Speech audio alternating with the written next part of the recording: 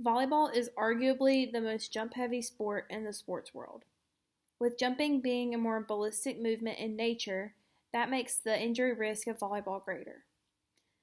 Through learning the effects of elevated landing force in jump mechanics, coaches can better understand which athletes are more prone to injury by knowing their elevated landing force in practices and games.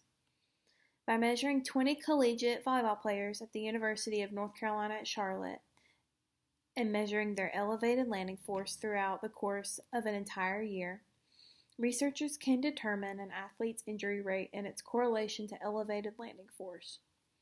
The athletes in this study are divided into two groups: healthy athletes with a higher elevated jump landing force, which will be monitored throughout the season for injuries, and athletes with previous lower extremity injuries, which will be measured throughout the season for elevated jump landing force. And all athletes will also be monitored for reoccurring and new injuries. These athletes will be monitored by a system called VERT on a smart device. At the end of the season, all statistical differences will be noted to compare the two groups and answer the question of the effects of elevated landing force on injury.